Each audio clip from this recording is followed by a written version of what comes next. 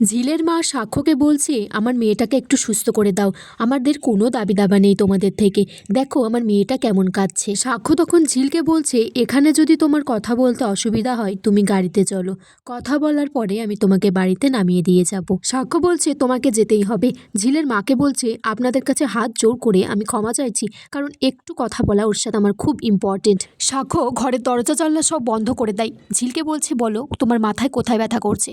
ঝিল বলছে, সেটা তোমার জানা দরকার নেই। সাক্ষ্য বলছে, কিন্তু আমার একটা বিষয় জানার আছে, এই ডিভোর্স পেপারটা সম্পর্কে। সাক্ষ্য ডিভোর্স পেপারটা ঝিলকে দেখিয়ে বলছে, এটা তোমাকে কে দিতে বলেছে, তোমাকে কেউ জোর করেছে? ঝিল বলছে, না, আমি এটার জন্য টাকা নিয়েছি, তার জন্য এই কাগজটা দিয়েছি। সাক্ষ্য ঝিলকে বলছে, তুমি কি থাকতে চাও না? ঝিল বলছে, না, সেরকমই তো কথা ছিল, আমি থাকতে চাই না। সাক্ষ্য বলছে, ঠিক আছে, আমি তোমার ব্যাপারটা দেখছি। ঝিল বলছে, শুধু কি ব্যাপার আমার একার, তোমার নেই? তখন সাক্ষ্য বলছে, বাদ দাও ঝিল, তোমার এই একটা কথার উপর অনেক কিছু নির্ভর করছে। এদিকে সাক্ষ্য বাড়িতে এলে তার ছোটকা বলছে, তুই সবসময় এরকম রেগে খিটখিটে হয়ে থাকছিস কেন সাক্ষ্য?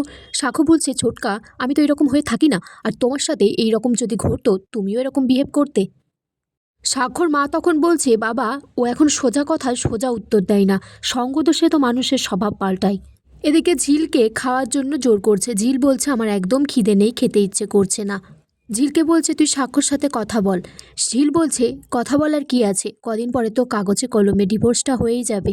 এদিকে সাক্ষর মা সাক্ষ্যকে বলছে, তুমি তো বলেছিলে যে ঠিক টাইমে বিয়েটা করবে, তুমি তো এটা বলোনি যে তুমি বিয়েই করবে না। সাক্ষ্য বলছে, মা, আমি কিন্তু এখনো বিবাহিত, আমাদের কিন্তু ডিভোর্সটা এখনো হয়নি। এদিকে ঝিল খুব কান্নাকাটি করছে। ওর মা বলছে, আয় একটু বস, তোর মাথায় হাত বুলিয়ে দিই।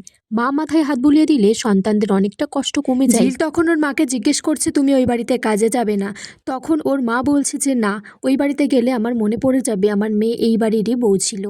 ঝিল তখন বলছে, মা, কাউকে ভালোবাসলে এতটা কষ্ট হয়? তখন সেই কথা শুনে ঝিলের মা অবাক হয়ে যায়।